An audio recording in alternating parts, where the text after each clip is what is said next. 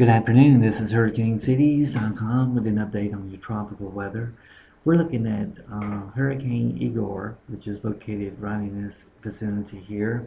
If you're tracking it, it's located at 26.0 degrees north, 63.6 degrees west, moving to the west-northwest at 12 miles per hour. Actually, that movement, I would say, is moving to the northwest at 12 miles per hour. Maximum sustained winds is 110 miles per hour. Minimal central pressure is 939 millibars. And it is located around 444 miles south of Bermuda. And in this track, if it was going in the vicinity of Bermuda, it looks like the storm is expected sometimes on Sunday to be located. This is going to be Sunday at 7 p.m. at 31.1 degrees north, 65.2 degrees west, and the maximum sustained winds should range about 110 miles per hour, still putting it as a Category 2 hurricane.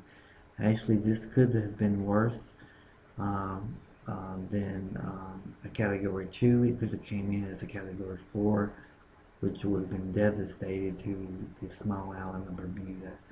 And if we're looking at Julia, it's actually a fish storm. It's nothing to really, the winds are only currently at 50 miles per hour. And if you're tracking Julia, it's located at 28.9 degrees north, 58 degrees west. Maximum sustained winds is 50 miles per hour. And the minimum central pressure is 998 millibars, moving north-northwest out to sea. There is another system that we're watching, and it's over near the Cape Verde Islands, and there's the possibility that it could strengthen into a tropical depression.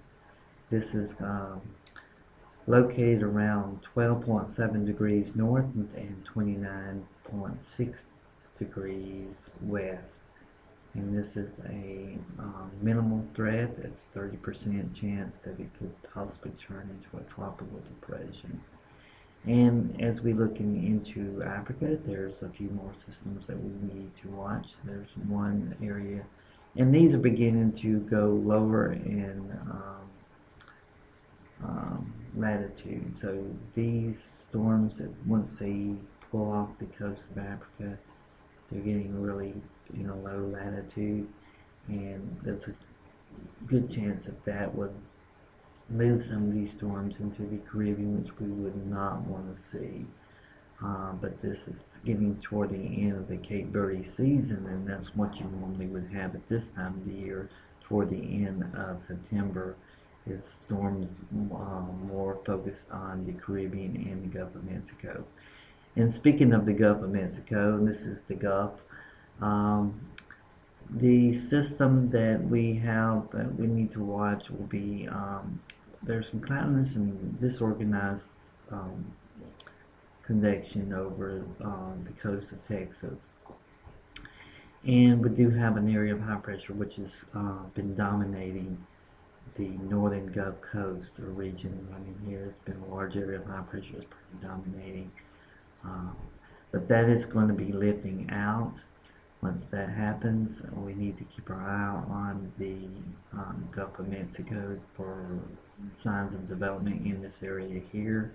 In fact, the National Weather Service in Jackson, Mississippi, has indicated in some of their notes and discussions that there is concerns that a tropical feature could form into the western Gulf and move into southern Louisiana and possibly Mississippi and bring some heavy rainfall for next week. So we'll keep you posted on that. And also, there's hints by some of the model guidance are showing that something is going to be forming here in the northwest Caribbean and moving into the Gulf of Mexico. And then there's a trough that's going to be pushing down from the north, and it's going to pick up that trough and swing it into Florida. And there is and that will be a hurricane at that point. This is on some computer guidance models that we're looking at in the long term. that's the latest that we have on the tropics. We want you to join us on our website at hurricanecities.com. We have live streaming video over in Bermuda, and check it out, hurricanecities.com. We're going to be giving you the latest information on this major hurricane threatening Bermuda and keeping you up to date with the other parts of the tropics.